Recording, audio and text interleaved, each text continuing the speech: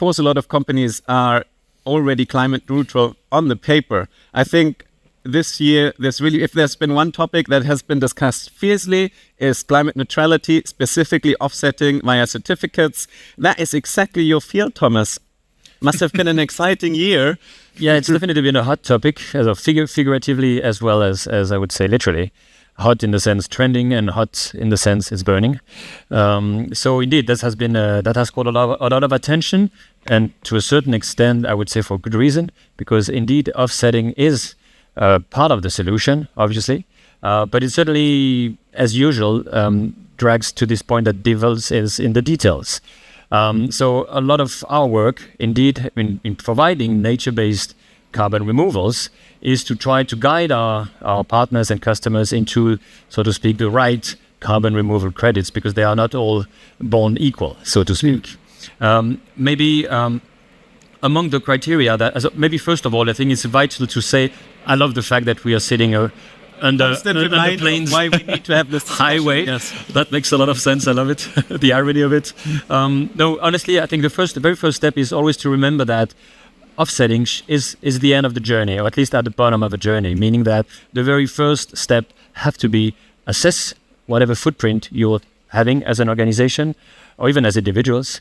Second, to avoid and reduce the emissions of greenhouse gases that you may avoid and reduce, and then ultimately start thinking about compensating, or we prefer to say contributing to carbon sequestration. I think it's safe to assume that specifically with this crowd, we all agree on reduction comes first, then offsetting has to be done thoroughly. And now, within the context of this discussion, it's really interesting. I mean, I already heard also there's so many new startups who do bamboo offsetting in Africa, for example. It's horrific for the soil, I heard. It's monocultural. So how do you offset in a way that is actually, on the one hand, proper, so true climate neutral, and then on top of that, regenerative? So how do you differentiate yourself from the other models? Criteria of carbon crediting, I think two are particularly important, which is the permanence aspect and the additionality aspect.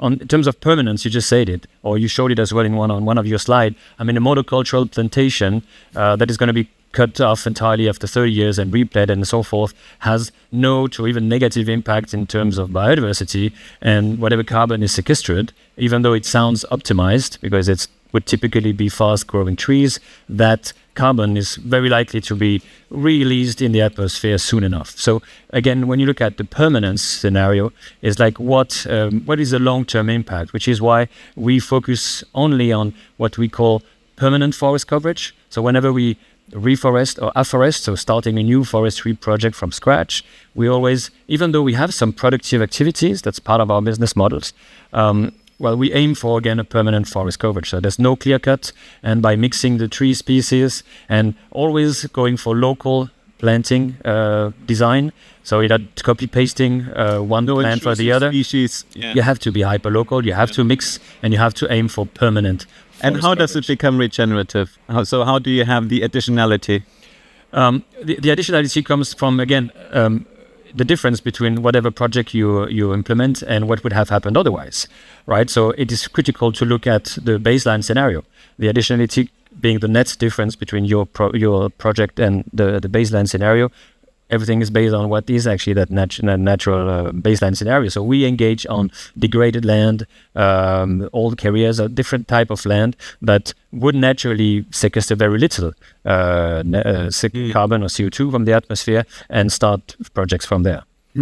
Okay, so I'll include everybody else in the... A third word on that, actually. I mean, you said we need to be innovative. Yeah. And as much as I love to be innovative, there's no need to systematically reinvent the wheel. And just have a look at trees. They are fantastically regenerative by nature, so to speak. If you isolate one tree, what they do is they're sort of, you can see them as a sort of a manufacturer or a production facility that produces a commodity, which is timber or wood. And by doing that, their waste is biomass, oxygen, and water. Those two are being the most two fundamental elements of life. So, trees literally, wherever they exist, actually improve, replenish the environment and the surrounding. So if I sum it up in my own words, the difference really is being not... In Germany, I think that is a big differentiation because forest owners are required to actually always repopulate their forests and keep the size they have. So if you work with them, you're actually helping them to do a job they're legally required to do anyway. So what you do instead is go really to areas that have degraded soil, and you replenish that soil, you increase the biodiversity, you increase the species local there, and also insects. So that is the difference. Absolutely. Wonderful.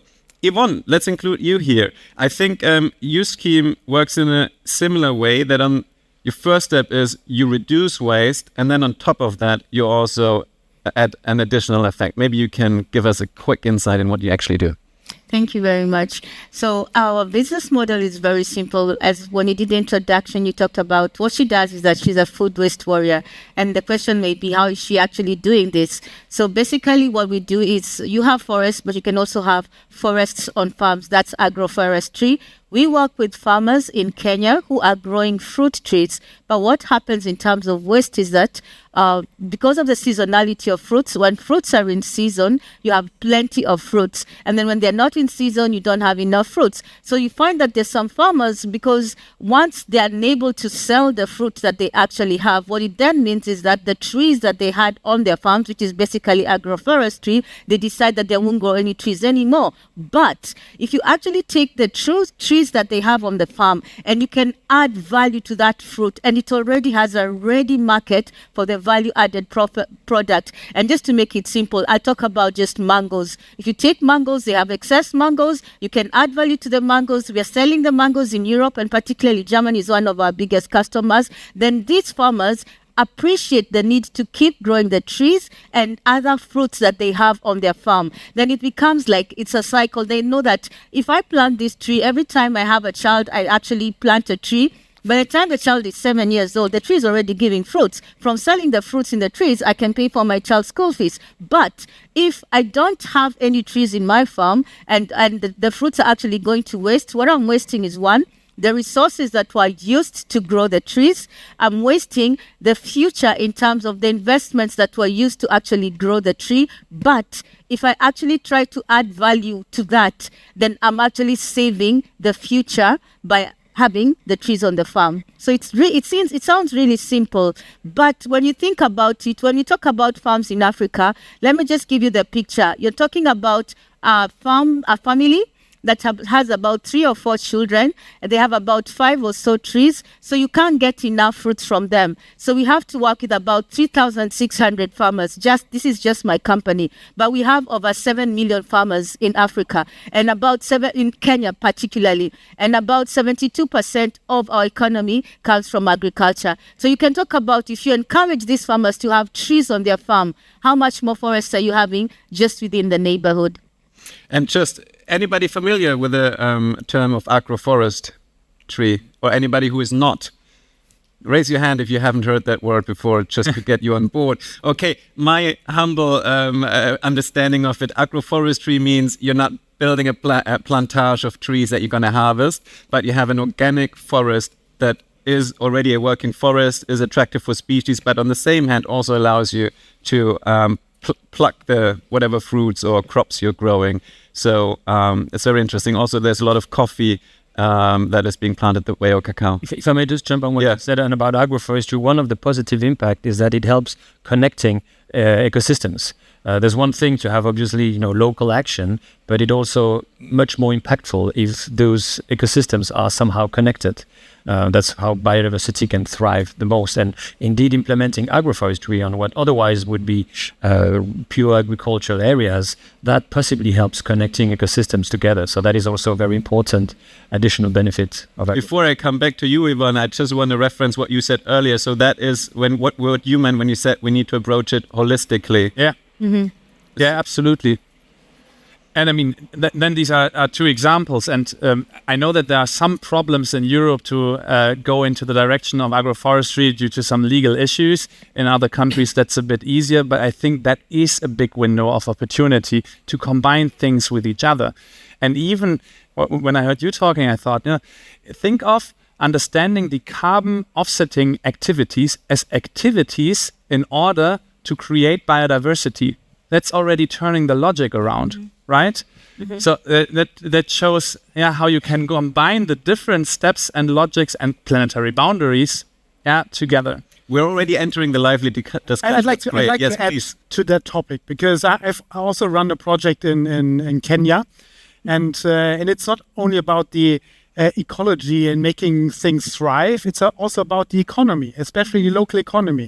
What you mentioned is to enhance the value chain, where the value creation of the people, by the people, for the people locally is happening. Because when we look at the donut in comparison, Kenya versus Germany, you see Germany is overshooted, and we have reached also our social foundations, right? When you look at Kenya, we have not reached the social foundations, but we also haven't overshooted. So the question is how to grow, for example, in Kenya, with this kind of measurements, together with the people, the economy, because they have to grow, right? And they have to create economic prosperity as well to be able to pay the school fees for their kids, right? If you don't have an income as a smallholder farmer, you are not able to pay your school fees. So you cannot send your kids to school. And this is really the daily life of the people in Kenya. And that's why we have to think it holistically, nature and business and locally together. And if that is working, we can connect it to the world. And that's why it's global and local at the same time. Before I continue, I stole Sebastian's water. Maybe you can pass around one of those perfectly. Thank you. Yvonne, please. So as he takes the water, I can just talk about two things that were mentioned. One is what then does it mean when he talks about reduction of greenhouse gases emission, and then innovation, where you talk about innovation. So just to make it a little bit more clearer, our business model actually involves working together with the farmers in the most rural areas. What then that means, it's very simple. For us, the conversion rate of fresh fruits to dried fruits is 10:1. So I just want to break it down to how businesses then need to actually look to see what it then means.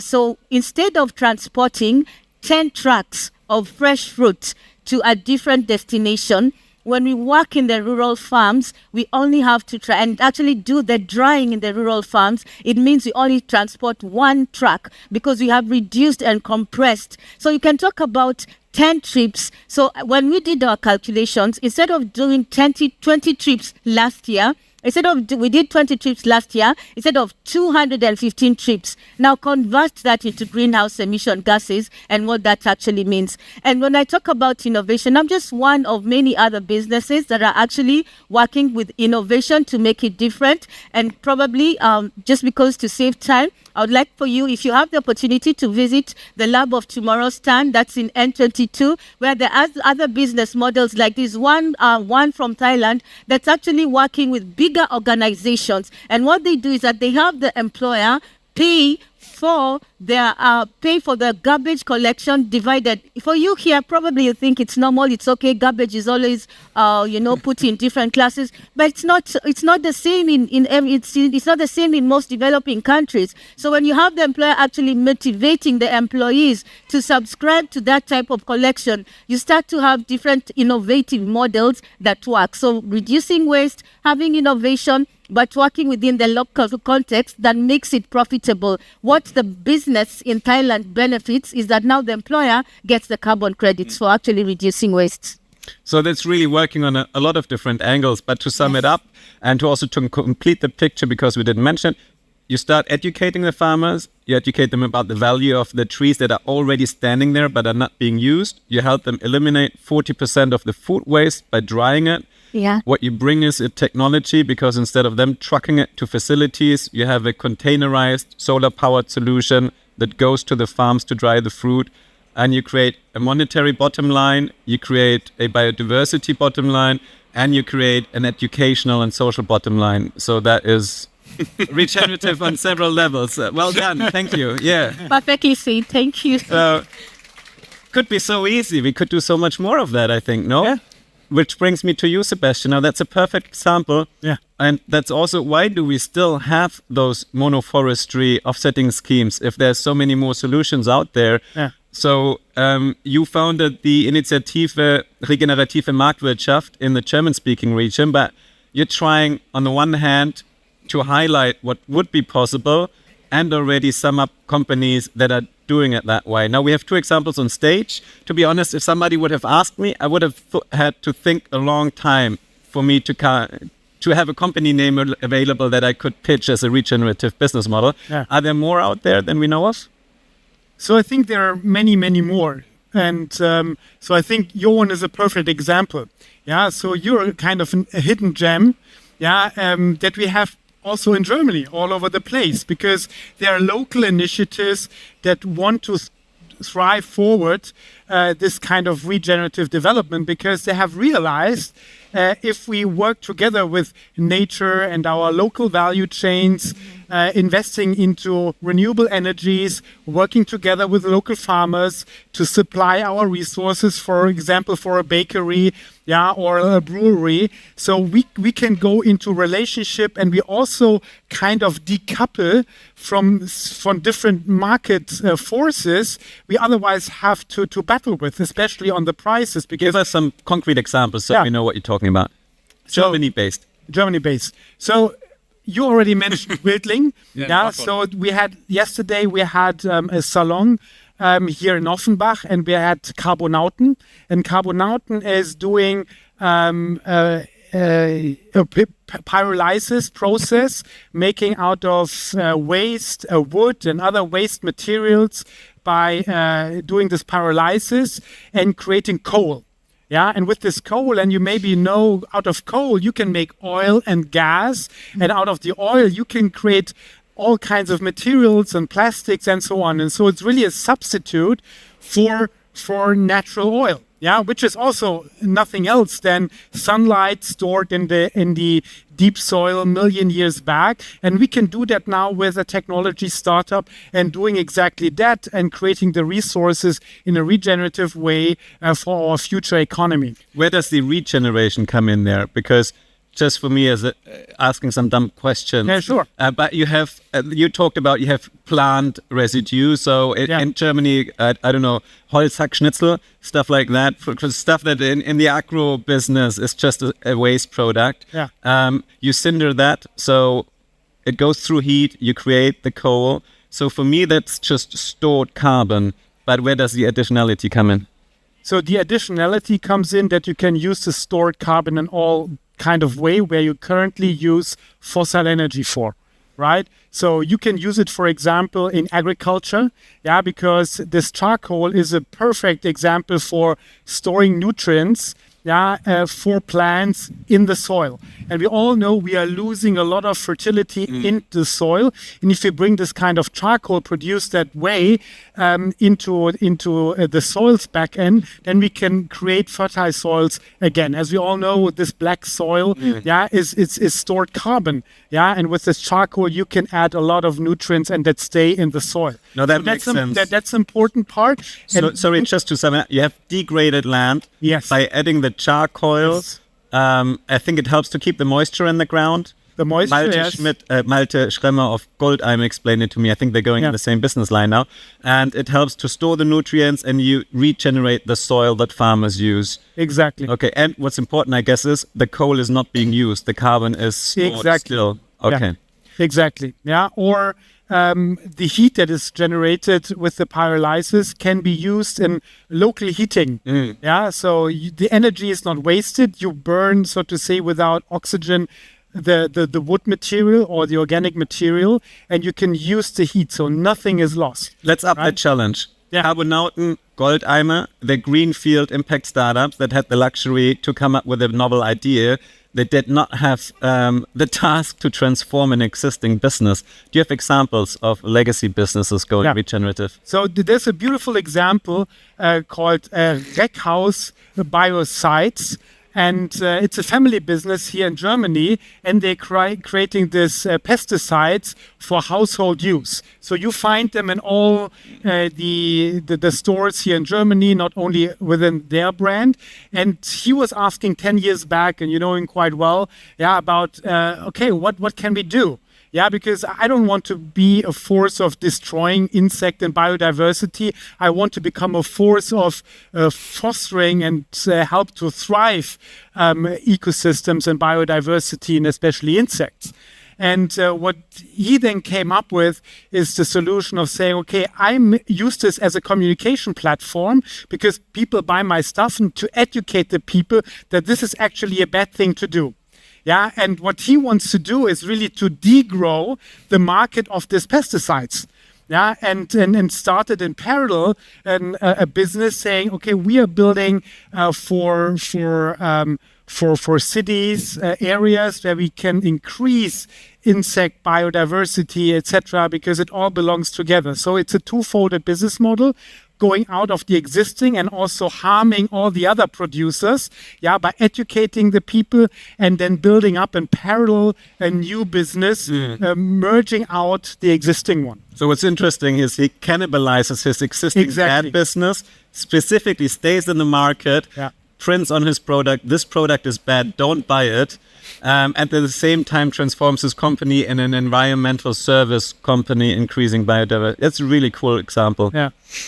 If you subscribe to the podcast earlier, but you can hear it there. But anyways, now, if you run a business, how challenging is it to become regenerative? It's already such a big task, as we heard, for traditional businesses, as we have them up there in the sky, to become actual carbon neutral, and then add to it, like, is that the Premier League of? Yeah, I guess so. I mean, I cannot imagine something more difficult and challenging and complex than that. But at the same time, there isn't anything more inspirational than that. Because really, when I showed that graph in the middle of my talk, putting efforts in a company into reducing the negative impacts of a company is really not that inspirational compared to creating as much positive value as possible. And at the same time, I sometimes have problems with using the term becoming a regenerative business or being a regenerative business.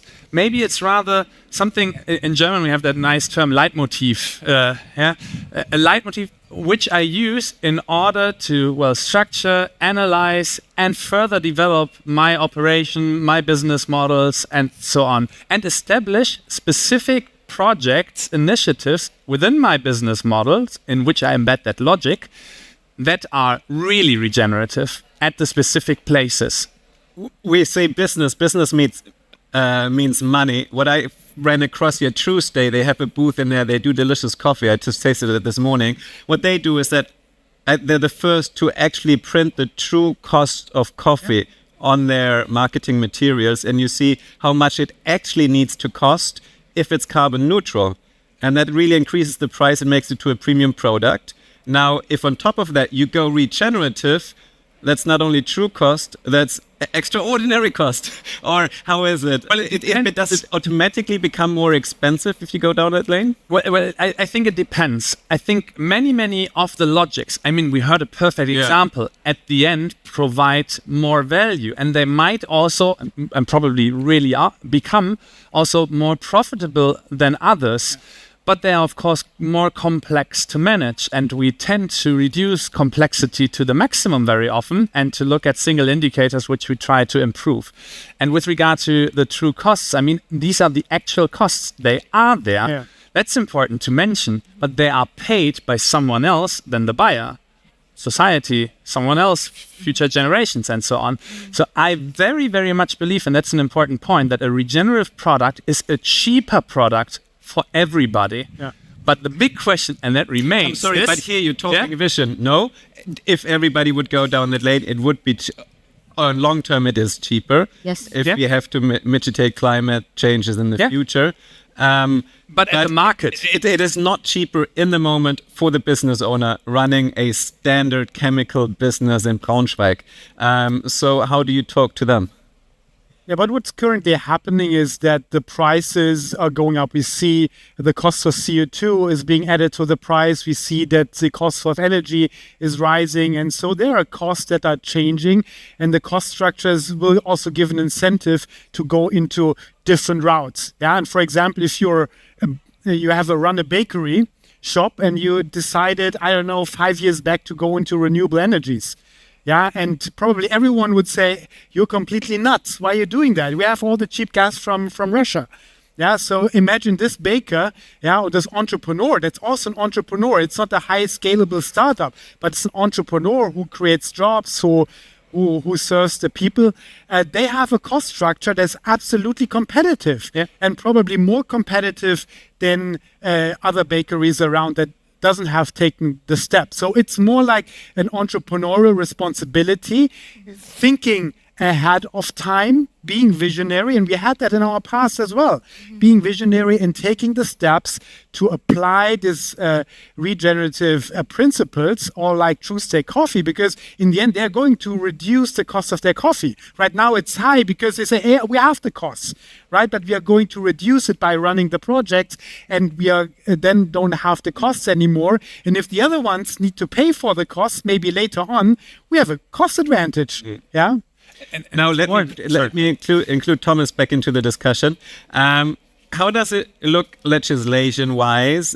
Are there rewards for companies to actually go the length and come up with such much more beneficial business models, or do you have to fight your way through it and just tackle it from an entrepreneurial angle? Well, actually, we kept back to this idea that actually instead of, the reason why we've been destroying nature at such an alarming rate is because we've built a business case, right, that simply considers nature, tapping into nature's part as a collateral damage that comes with no cost, basically. So what we're trying to do, especially with our tree ownership model, where basically, you as an individual or company, you buy newly planted trees, you get you can claim the environmental benefits, and you get the perspective of a financial gain. Using that proven method of financial incentive is a way to try to value, restoring, protecting, replenishing nature.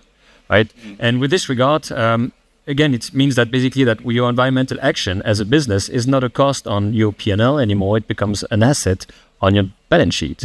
That becomes a no-brainer usually. I still have one or two more questions, but I'll include you. So already start about smart questions or burning questions that you have for your own business, because I'll come to you. Specifically, if you look down in your smartphone, you're the first one included on stage.